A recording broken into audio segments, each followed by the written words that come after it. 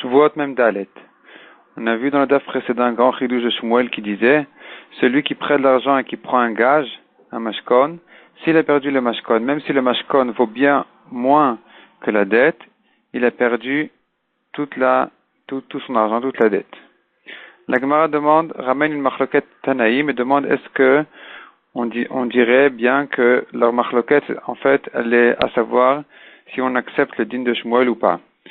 D'après Rabbi Eliezer, celui qui a perdu le mashkon, il jure et il se fait rembourser. D'après Rabbi Akiva, il a perdu le gage, il a perdu tout son argent. Donc a priori, Rabbi Eliezer qui dit qu'il jure et il prend et il se fait rembourser, Rabbi Eliezer ne pense pas comme Shmuel. Et Rabbi Akiva qui dit qu'il a perdu son argent, il pense comme Shmuel. La Gemara repousse et dit que non. D'après tout le monde, aussi bien Rabbi Eliezer que Rabbi Akiva, on pense pas comme Shmuel. Mais on pense que s'il a perdu le mashkon, il n'a perdu que la valeur du mashkon et pas plus que ça. Le lové doit lui compléter sa dette.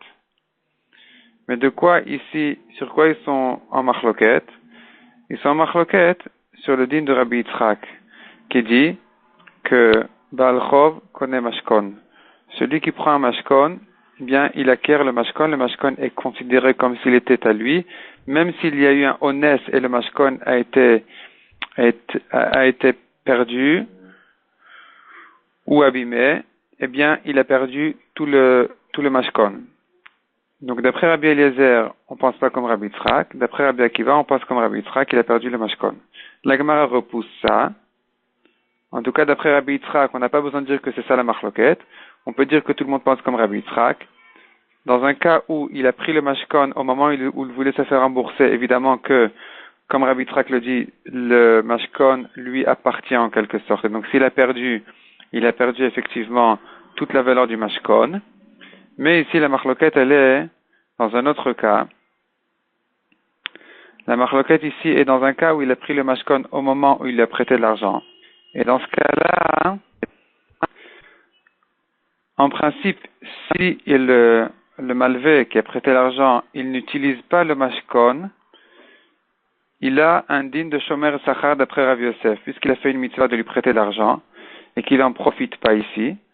Donc, il a un din de shomer sachar sur le mashkon, c'est-à-dire que si le mashkon se fait voler ou il a été perdu, eh bien, il doit rembourser le mashkon. Le malvé qui gardait le mashkon, il a un din d'un shomer sachar, il garde comme s'il gardait le mashkon en étant payé pour cette garde-là.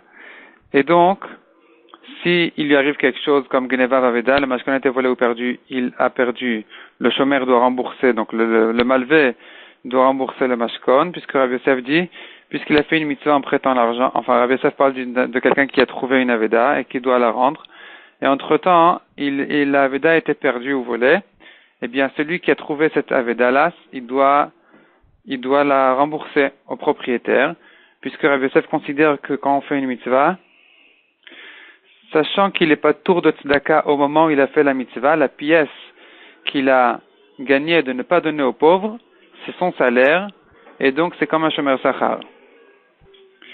De même ici, d'après Rav Yosef, s'il a perdu le mashkon, il doit le rembourser. Tandis que, s'il utilise le mashkon, le malvé qui prête l'argent et qui prend un mashkon et il a un intérêt de prendre le mashkon puisqu'il veut l'utiliser, et en fonction de son utilisation du mashkon, il lui baisse de la dette.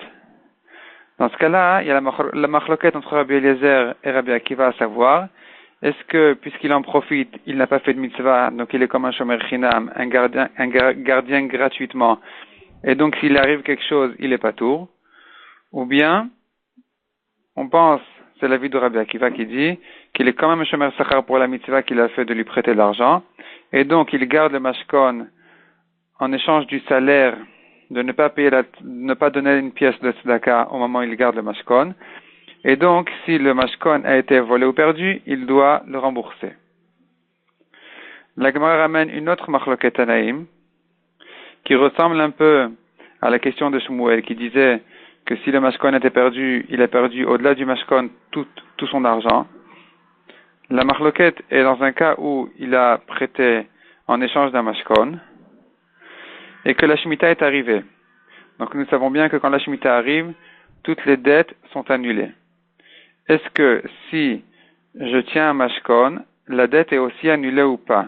D'après Rabban Shimon ben Gamliel, la dette n'est pas annulée à la Shemitah. D'après Rabbi Yehuda Hanassi, la dette est annulée.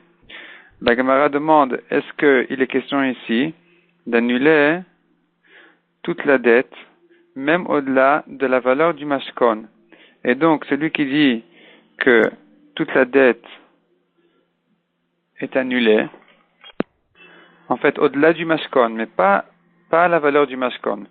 Puisque quand il tient le mashkon, tout ce qu'il a prêté, toute la dette jusqu'à la valeur du mashkon, ça, d'après tout le monde, c'est pas annulé, puisqu'il tient le mashkon dans sa main déjà. Donc toute la marloquette, elle est-ce qu'il doit compléter la dette après la Shemitah au-delà du mashkon? Celui qui penserait comme Shmuel, qu'en tenant le mashkon fait l'échange de toute la dette. Donc, quand il tient le mashkon, c'est considéré comme il tenait toute la dette dans sa main, donc la Shemitah n'annule pas la dette. Ce serait donc l'avis de Rabban Shimon ben Gamliel. Tandis que d'après Rabbi Yehuda Hanassi, vient la Shemitah et annule la dette au-delà du mashkon.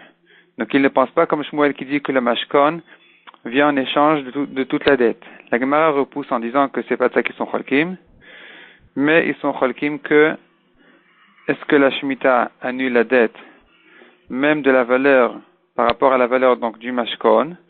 D'après Rabbi Yehuda Hanassi, malgré que je tiens un mashkon, vient la Shemitah et annule la dette. Le mashkon est là que comme preuve que j'ai prêté de l'argent et non pas comme remboursement. Ensuite, nous avons la Mishnah au début du Pérec qui dit Minatora, nous avons que 3 Shavuot dans lesquels la personne jure et est pas tour de payer de l'argent. Midrabanan, nous avons encore plusieurs Shavuot, 5 Shavuot, mentionne la Mishnah, où la personne jure et se fait payer. Le premier, c'est l'ouvrier qui jure qu'il n'a pas été payé. Le deuxième, c'est un volé qui dit on m'a volé, un tel m'a volé, je jure et il doit me payer. Le troisième, c'est celui qui dit j'ai été blessé, je jure qu'un tel m'a blessé et donc il doit me payer. Rabbi Yehuda a dit dans ces 3 cas-là, il ne jure que dans un cas où le voleur est modé b'miktsat, ou celui qui doit payer est modé b'miktsat, il lui dit effectivement je t'ai blessé, je t'ai volé, ou bien je t'ai employé, mais je t'ai remboursé une partie de la dette. Dans ce cas-là, Minatora, c'était à lui de jurer, et Midra Banan, c'est celui qui vient se faire rembourser, qui jure et qui prend toute la somme. Un 4e cas, c'est dans un cas où Minatora, un devait jurer et être patour, mais puisqu'il est soupçonné de mentir dans ses Shavuot, on demande à l'autre de jurer et de se faire payer. Et le 5e cas, c'est le cas qui s'appelle Chenvani al-Pinkaso. Chenvani al-Pinkaso, c'est quelqu'un qui a dit